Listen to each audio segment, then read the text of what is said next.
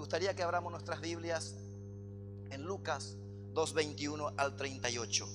Lucas 2, 21 al 38. Es un momento histórico único. Jesús había nacido y había una costumbre judía que al octavo día debía ser llevado al templo para ser circuncidado. Vendría a ser como una presentación en sociedad del niño recién nacido. Jesús iba a ser llevado al templo al octavo día, y en ese día acontecerían cosas realmente que llaman la atención. Si uno lee con detenimiento, es una historia rica en experiencia, es una historia rica en principios. Y dice de esta manera: cumplidos los 8 días para la circuncisión para circuncidar al niño, le pusieron por nombre Jesús. Ahí menciona el nombre que le ponen, el cual había sido puesto por el ángel antes que fuese concebido. Y cuando se cumplieron los días de la purificación, esto es 40 días también, conforme a la ley de Moisés, le trajeron a Jerusalén para presentarle al Señor. Como está escrito en la ley del Señor, todo varón que abriere matriz será llamado santo al Señor. Está hablando del primogénito, del primer hijo. Todo varón que abre matriz, todo primer hijo sería dedicado a Dios. Y para ofrecer conforme a lo que dice la ley del Señor, un par de tórtolas o 2 palominos. Y aquí había en Jerusalén un hombre llamado Simeón. Y este hombre, justo y piadoso, esperaba la consolación de Israel, y el Espíritu Santo estaba sobre él. Y le había sido revelado por el Espíritu Santo que no vería la muerte antes que viese al ungido del Señor. ¡Qué promesa! Este hombre, Dios le dijo: vos no vas a morir antes de que veas al ungido de Israel. ¡Qué tremenda promesa!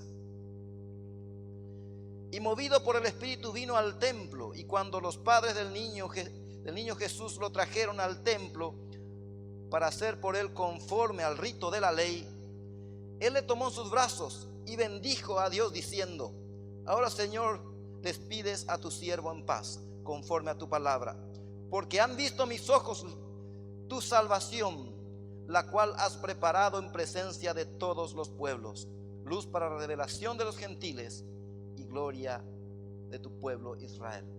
En otras palabras dice: ahora ya he visto lo que tengo que ver. Señor, yo ya puedo morir tranquilo, ya puedo irme en paz, puedes despedirme con toda tranquilidad, porque ya se ha cumplido tu promesa y he visto tu salvación. Y continúa la historia. Y José y su madre estaban maravillados de todo lo que se decía de él. Y los bendijo Simeón y dijo a su madre María: he aquí, este será puesto para caída y para levantamiento de muchos en Israel, y para señal que será contradicha. Y una espada traspasará tu misma alma, para que sean revelados los pensamientos de muchos corazones. Estaba también allí Ana, profetisa, hija de Fanuel, de la tribu de Aser, de edad muy avanzada, que había vivido con su marido 7 años desde su virginidad, y era viuda hace 84 años, y no se apartaba del templo, sirviendo de noche y de día con ayunos y oraciones. Esta, presentándose en la misma hora daba gracias a Dios y hablaba del niño a todos los que esperaban la redención en Jerusalén. Qué tremenda historia, qué momento. Era una costumbre que al octavo día se ha llevado el niño al templo, y después a los 40 días, primero para una circuncisión, luego para una presentación. A los 40 días habla de los días de la purificación. Una mujer debía guardar lo que se llama la cuarentena, y a los 40 días recién podía acercarse al templo. Y en ese momento tenía que ser ofrecido un sacrificio en honor al hijo. Las alternativas eran un lindo cabrito o palominos. Los cabritos daban los que tenían dinero. Jesús ofrece, o los padres de Jesús ofrecen la ofrenda del pobre. Eran 2 palominos. Y se daba la situación que en ese momento se encuentra con un hombre llamado Simeón, el cual Dios le había dicho, fíjense, que no moriría hasta que no viese al ungido del Señor. ¡Qué tremenda promesa! Cuando él toma al niño, dice: Señor, yo ya puedo morir en paz. Mis ojos han visto lo que tenían que ver. Yo ya hice lo que tenía que hacer. Y continúa la historia. Y en ese momento se encuentra con una mujer, Ana, hija de Fanuel, profetisa de la tribu de Aser. Interesante, porque ya en esa época no se tenían los linajes de las familias, por lo menos las que no eran judías. Muy difícilmente había ya un linaje puro de las otras tribus de Israel. Sin embargo, acá menciona que esta mujer, Ana, hija de Fanuel, era profetisa de la tribu de Aser y era de edad muy avanzada. Interesantemente, menciona que estuvo casada 7 años. Dice, estuvo casada 7 años desde su virginidad. O sea que solamente 7 años estuvo casada. Y menciona que había enviudado hace 84 años. Viejita. La edad mínima para el casamiento era los 15 años. Y si estuvo casada, imaginemos que se casó a los 15 años. Y estuvo ahí casada apenas por 7 años, a los 22 años ya quedó viuda. Y desde que quedó viuda, 84 años se mantuvo viuda. O sea, tenía un poquito más de 100 años. 106 para arriba o 105 para arriba aproximadamente. 107, 108, 109, no sabemos la edad. Pero era de edad muy avanzada. Qué tremendo pasar la historia por 3 versículos. Qué categoría la del doctor Lucas, para que en 3 versículos puedan darnos el currículum de una mujer, contarnos el linaje de la mujer, contarnos la tribu de la mujer, contarnos la historia de vida de la mujer y de encima decirnos, fíjense, esta mujer no se separaba del templo noche y día sirviendo con ayunos y oraciones.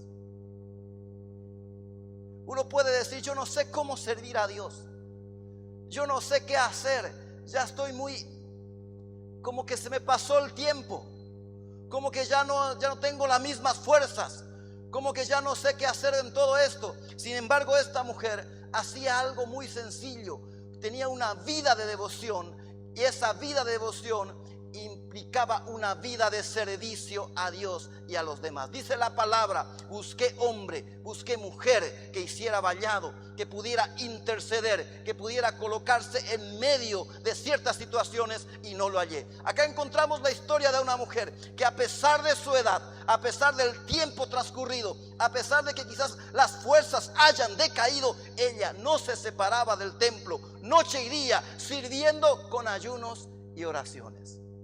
La oración también implica el servicio a Dios. No hay forma de servir a Dios sin oración. Y la oración, aparte de ser una forma de vida, de devoción y de entrega a Dios, implica un servicio a Dios. Cuando alguien está intercediendo y está orando, está clamando, está entrando en una actitud de ayuno y oración, les puedo asegurar, según los que nos enseña este pasaje, Dios está recibiendo de él y la gente está siendo servida por Dios, por esta persona, por Dios también. Qué tremenda historia.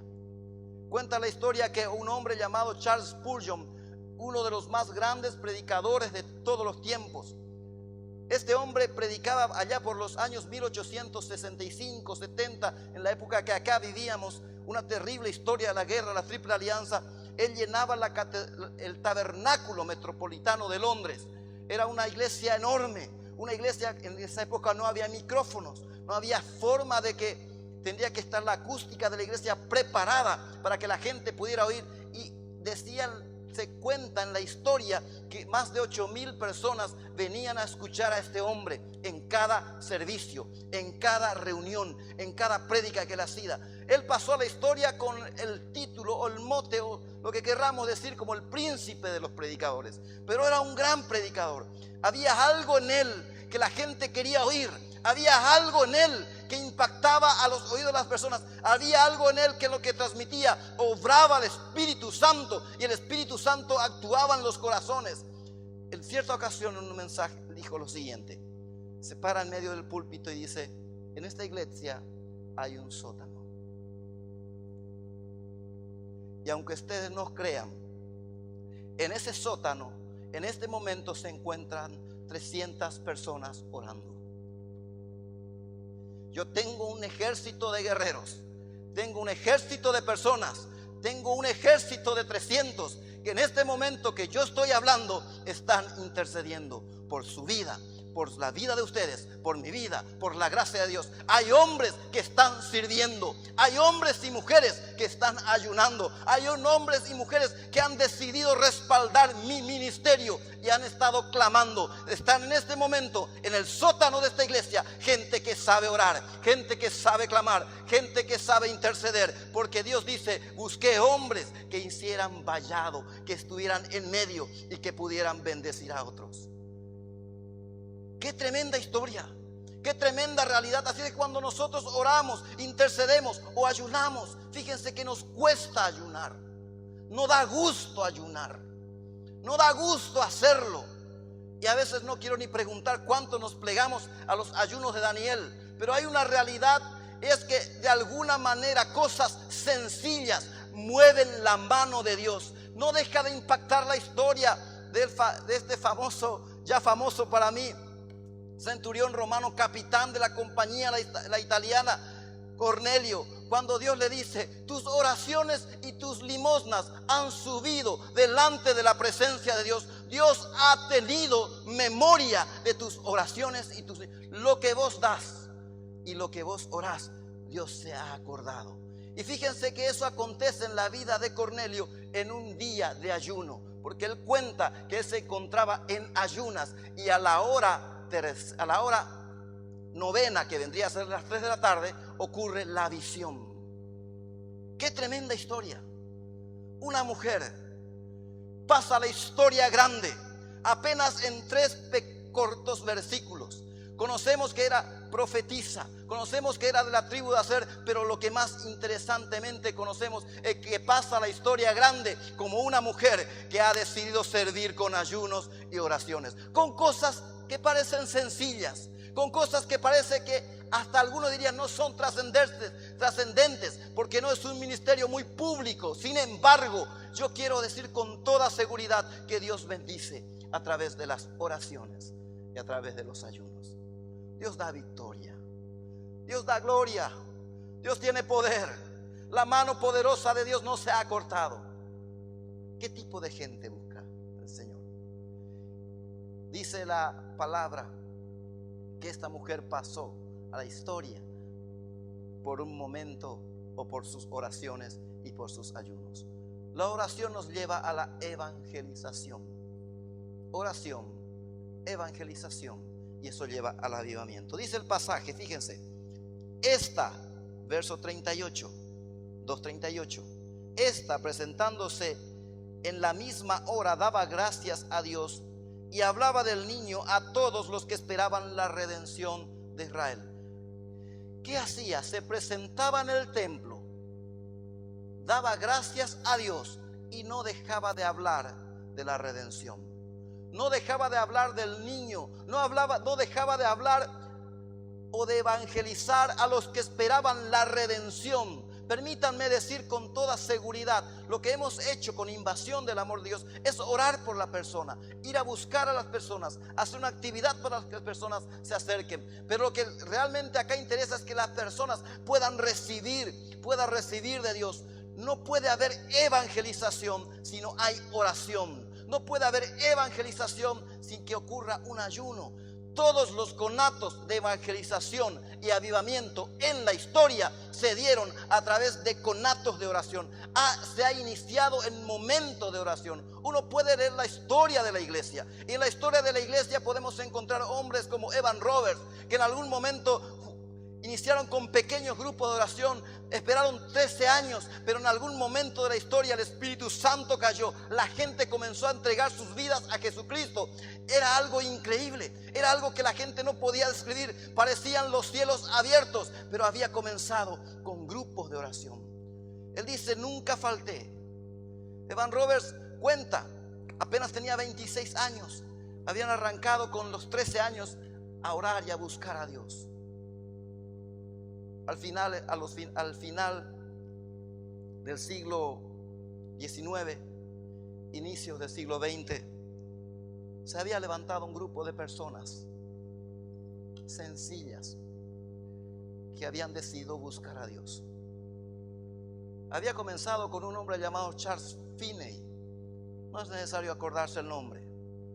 Este hombre comenzó a buscar a Dios, y de alguna u otra manera eso pasó a otra gente, y comenzaron un pueblo sencillo, un pueblo quizás no con toda la parafernalia que tendrían otros grupos,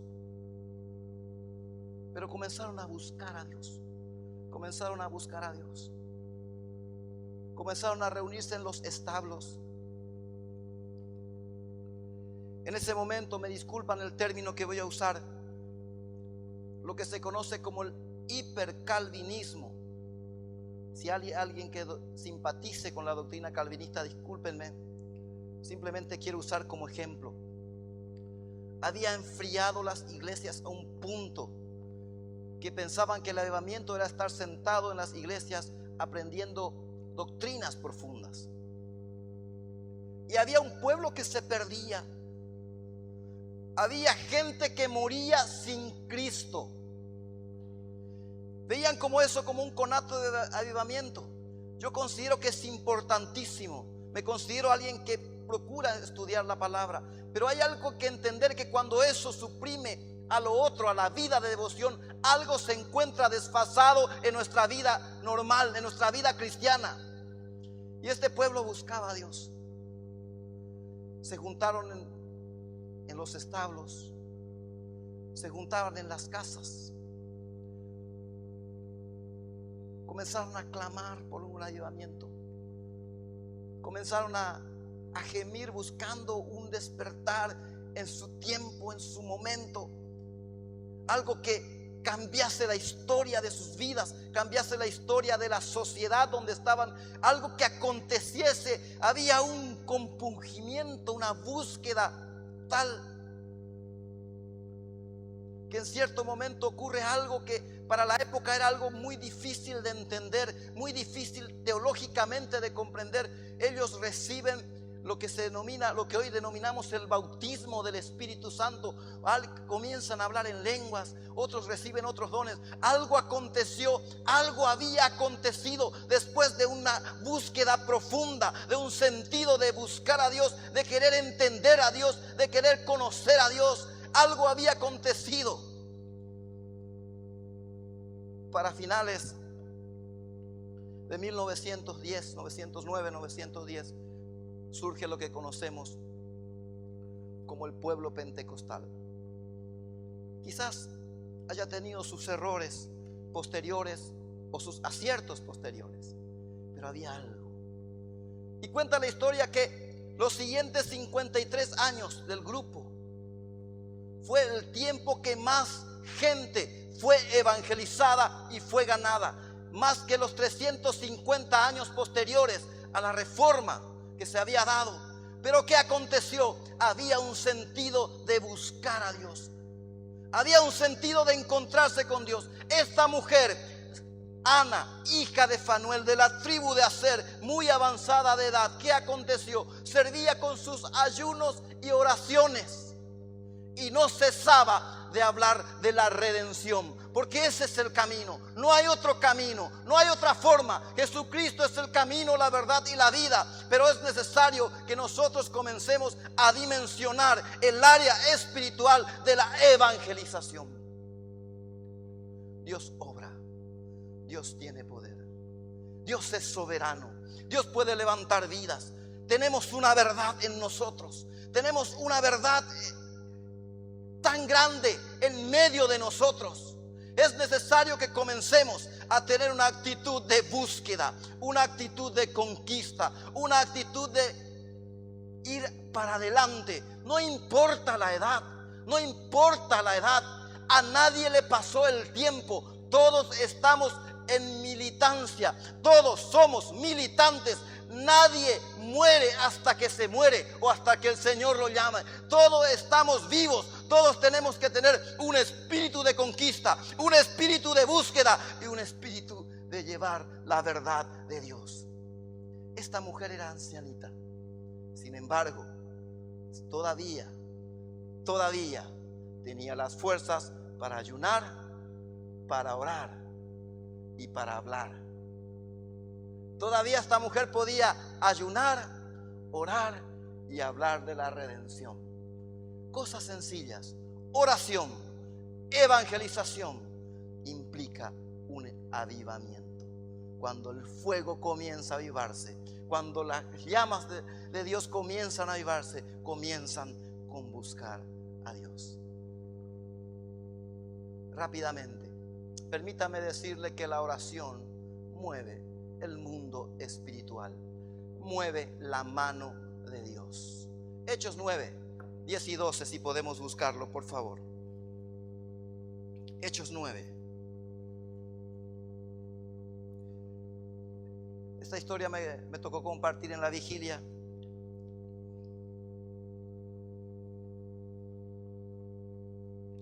Al 12. Lo leo en Reina Valera. Me gusta cómo está esta traducción. Dice: había entonces en Damasco un discípulo llamado Ananías, a quien el Señor dijo en visión: Ananías. Y él respondió: heme aquí, Señor. Y el Señor le dijo: levántate y ve a la calle que se llama Derecha. Atiendan bien cómo le habla a Dios. Y el Señor le dijo: levántate y ve a la calle que se llama Derecha y busca en casa de Judas a uno llamado Saulo de Tarso, porque aquí él ora. Porque he aquí él ora. Y ha visto en visión a un varón llamado Ananías, que entra y le pone las manos encima para que recobre la vista.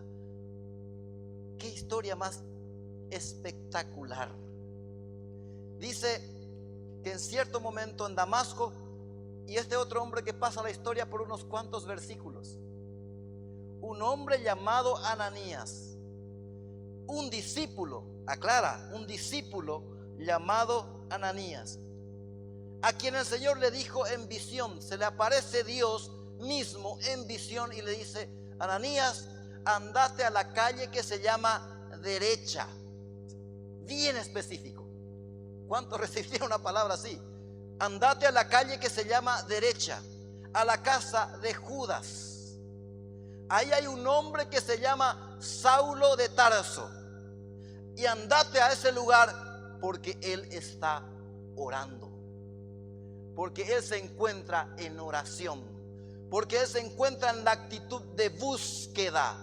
Lo rescatable de la historia también es que Saulo era nuevito. Saulo había tenido su encuentro con el Señor apenas antes de entrar a la ciudad. Un recién convertido. Alguien que realmente parecería ni siquiera entiende bien todavía las cuestiones doctrinales o las cuestiones que cualquier otra persona que ha pasado años en el cristianismo conoce. Pero sin embargo, Dios le habla a un discípulo llamado Ananías y le dice: andate a tal lugar, a la calle que se llama Derecha, a la casa de Judas, y entra en ese lugar. Haz todo esto porque él está orando.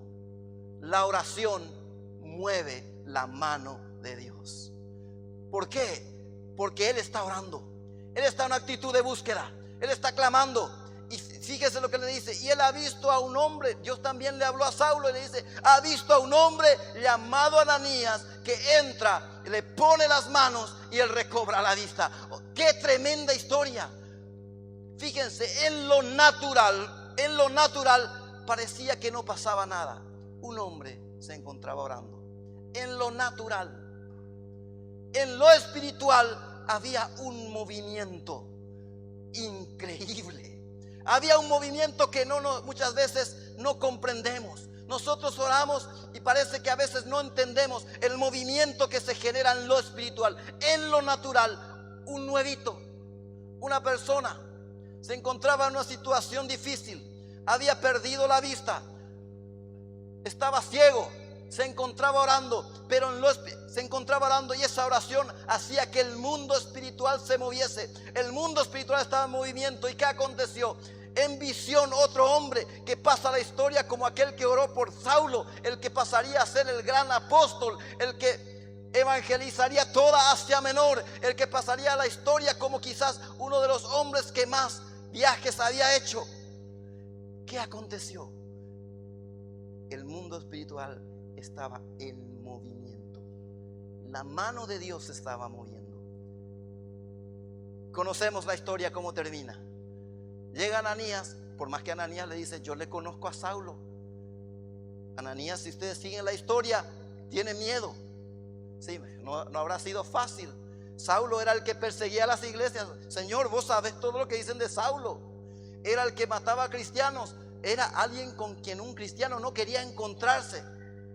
Pero ¿qué aconteció? Comenzó a orar, comenzó a clamar, comenzó a buscar a Dios y el mundo espiritual se movió. Todas las grandes victorias en lo natural se fraguan en lo sobrenatural. Dios preside en lo natural, Dios preside en lo sobrenatural, Dios preside en los grandes milagros, Dios preside en las grandes oraciones, Dios preside en todo, en todo. Un hombre, conocemos la historia, tenía que hacer el mayor acto de amor de la historia. Y el mayor acto de amor en la historia es entregar la vida.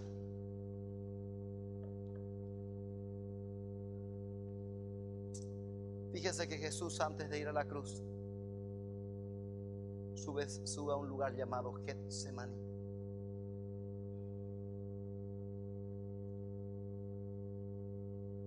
Y así como la historia de Saulo, todo el mundo espiritual estaba en movimiento. Permítanme asegurar que todo el mundo espiritual estaba en movimiento en los momentos previos y durante la cruz de Jesús.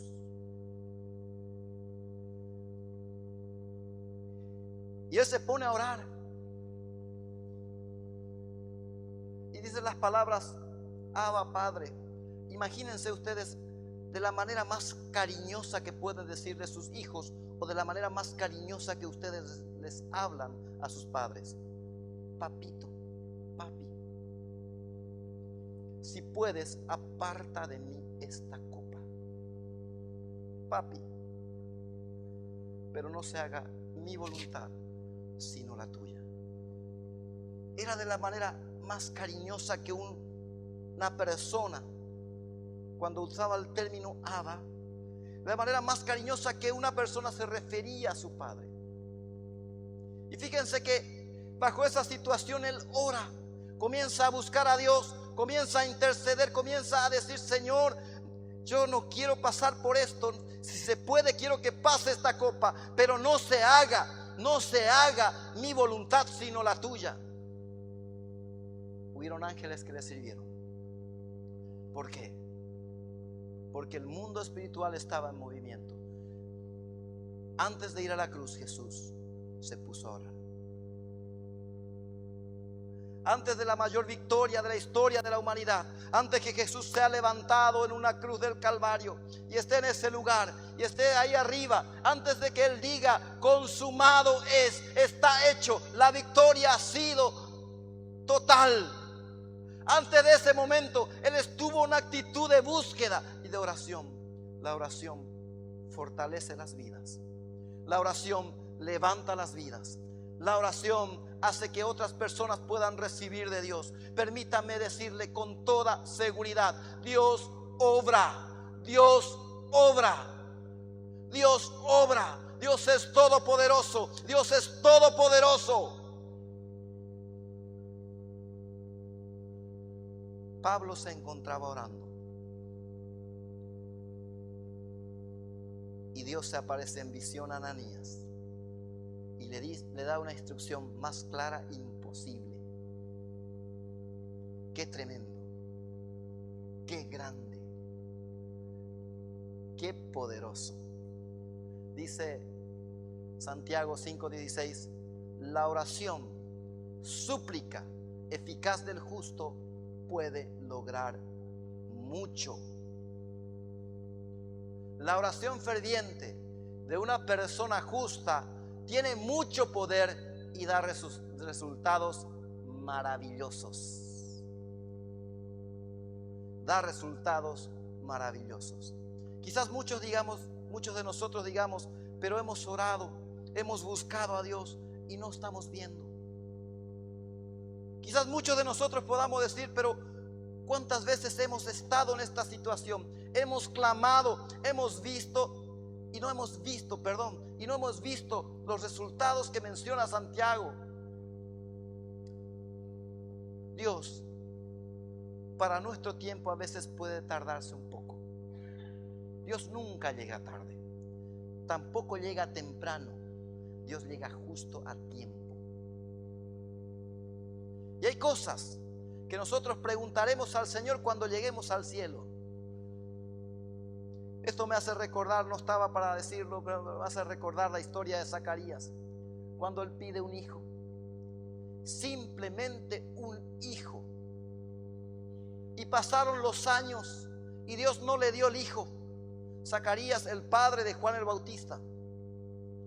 Y ya en sus años viejos, él se encontraba ofreciendo incienso en el templo porque era parte del sacerdocio. Se encontraba ofreciendo incienso y se le aparece un ángel y dice: Zacarías, tu oración ha sido oída y tendrás un hijo. Zacarías se sorprende. ¿Por qué? Porque había sido una oración de joven. Cuando joven había dicho: Señor, dame un hijo. Señor, dame un hijo. Pasaron los años y dice: habrá orado, Señor, por lo menos alguien que continúe el oficio de sacerdote. Ya no hay muchos que pueda continuar con este oficio. Pasaron los años y todavía no recibía el hijo. Era algo que se acontecía. Había varias barreras que romperse. Primero, su esposa era estéril. Segundo, la barrera de la edad. Ya era senil. Después de eso, ¿qué acontece?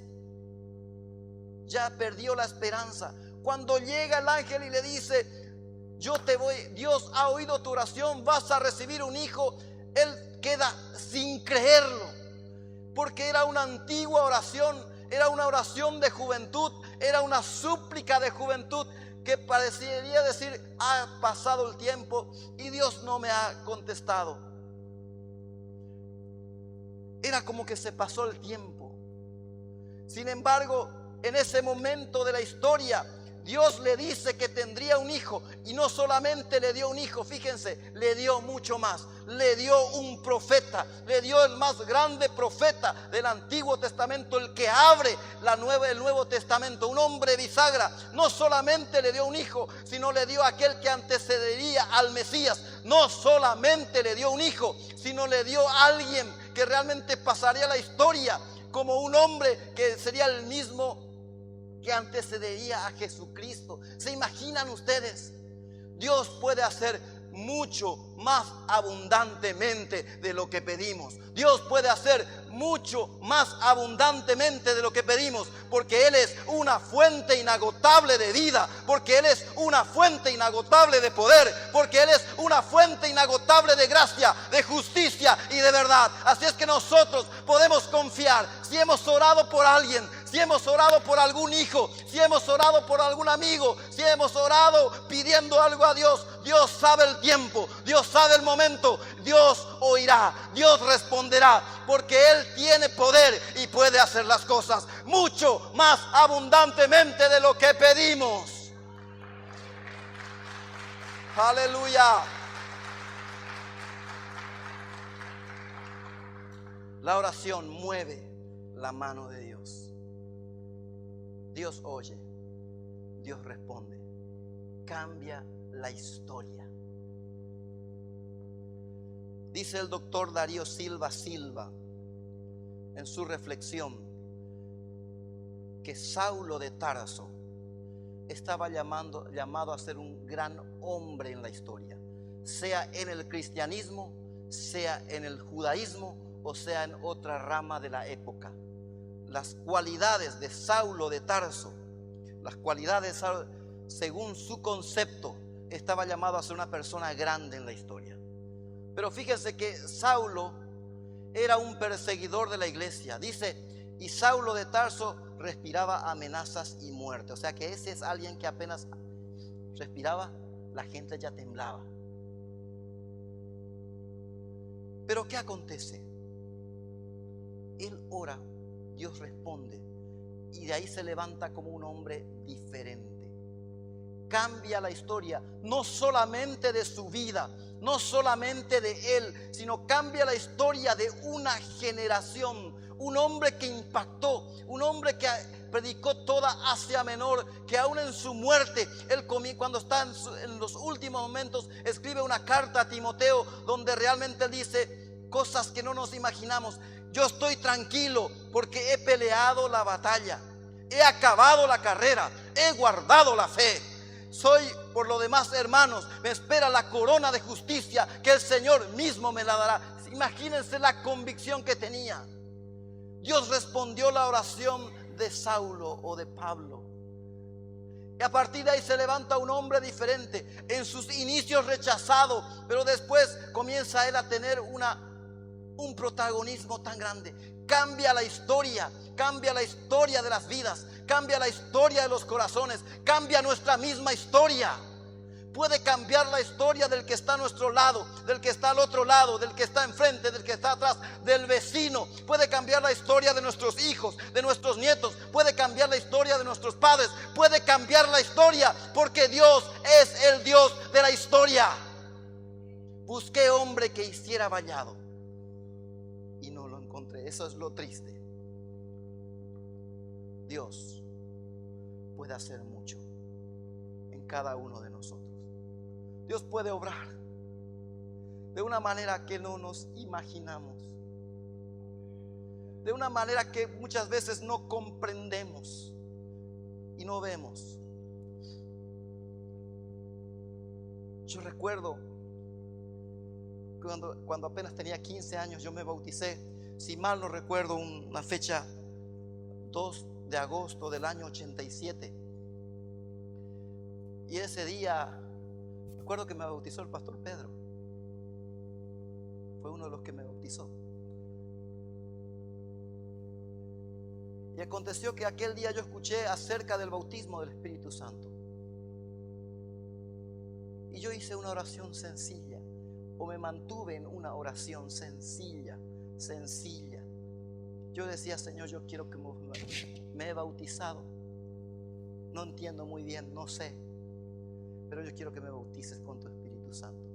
Y también fui un poco exigente. No digo que sea la única evidencia, pero yo decía, Señor, yo quiero recibir el don de lenguas. Era mi oración. Era lo que estaba en mi corazón. ¿Se imaginan ustedes 15 años? Y nosotros podemos decir, porque no le tenemos en cuenta muchas veces a los niños.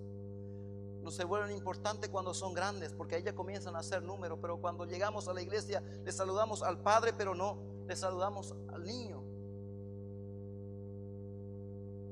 ¿Y qué acontece? 15 años. En ese periodo me tocaba venir con mi madre, porque un tiempo después vine solo. Una oración sencilla. Me subí a un árbol a orar, no tenía dónde orar. Un árbol de mango. Está más grande el árbol ahora. La vez pasada pasé a mirar y estaba más grande el árbol. Yo me subí ahí a orar. Sencillo. Recuerdo que el 28 de septiembre, apenas yo me había bautizado el 3 de agosto, el 28 de septiembre me invitan a una vigilia. Y yo voy. Y participo de la vigilia. En el kilómetro 5 era la campaña de Carlos Anacondia. Se hacía una campaña y se hacía bajo una carpa una gran cantidad de gente. Recuerdo perfectamente, en ese momento comenzaron a subir gente a orar y a pedir el bautismo del Espíritu Santo, uno y otro. Subieron en algún momento Miguel Cejas, recuerdo, y cuando estaba orando Miguel Cejas, el pastor Pedro estaba a mi lado, como el día del bautismo en agua. Dios responde. En ese momento comienzo a hablar en lenguas. No sé qué pasa. No sé qué acontece. No entiendo. No comprendía. Lo único que recuerdo es que comencé a experimentar algo. Comencé a hablar en lenguas. Comencé a llorar. Pedro me abraza. Ora por mí. Dios responde. Un adolescente pudo recibir la respuesta de Dios. Dios oye. Dios responde. Les puedo asegurar que después de aquel día, más que nunca confié que Dios responde. Más que nunca confié en lo que Dios puede hacer.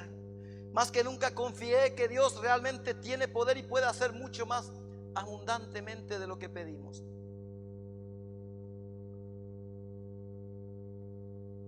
Desde el año 1987, desde el 29 de septiembre de 1987, ya casi pasaron 30 años. Y así como en esa ocasión Dios respondió mi oración, hubo muchas ocasiones en que Dios ha respondido mi oración. También hay oraciones en las cuales Dios me ha hecho esperar. Y hay oraciones que todavía estoy esperando. Pero algo estoy convencido: que Dios oye, que Dios responde y que puede darnos mucho más de lo que le pedimos. Zacarías le decía: dame un hijo, dame un hijo, Señor. Pasan los años, no viene el hijo. Ya él se encuentra en sus años dorados simplemente ofreciendo incienso. Sin embargo, viene el ángel. Fíjense el movimiento espiritual que hay. Viene el ángel y le dice: Zacarías, tu oración ha sido oída y tendrás un hijo, y ese hijo será uno de los más grandes. Por él muchos serán levantados y otros tropezarán. Y hará que muchos de los hijos de Israel se conviertan al Señor, Dios de ellos, e irá delante de él con el espíritu y el poder de Elías, para hacer volver los corazones de los padres hacia los hijos, y de los rebeldes a la prudencia de los justos, para preparar el Señor el pueblo bien dispuesto. Dios le dio mucho más. Dice la palabra: y aquel que es poderoso para hacer todas las cosas mucho más abundantemente de lo que pedimos o entendemos, puede hacer mucho más abundantemente de lo que pedimos o entendemos, según el poder que actúa en nosotros. Quiero hacer una pregunta. ¿Alguien tiene algún pedido a Dios? ¿Alguna oración? Quizás alguien haya dicho: como que se corrió el tiempo y todavía no he visto. Hoy quiero decirles: Dios oye. Dios oye. Y permítanme orar juntos sobre esto. Y una vez más, ejercer fe delante de Dios. Ejercer fe delante de Dios sabiendo que Él está escuchando. Sabiendo que el mundo espiritual se puede mover. Sabiendo que la oración mueve la mano de Dios. Volver a orar sobre eso, para que Dios obre para que Dios levante nuestras vidas, para que Dios levante nuestros hijos, para que Dios levante nuestra iglesia, para que Dios levante nuestra generación, para que Dios levante nuestros niños, para que Dios levante nuestros jóvenes, para que Dios levante nuestras familias. Dios puede hacerlo, Dios puede hacerlo. Quiero que te pongas en pie, por favor. Quiero que te pongas en pie y quiero que pasemos adelante para orar juntos.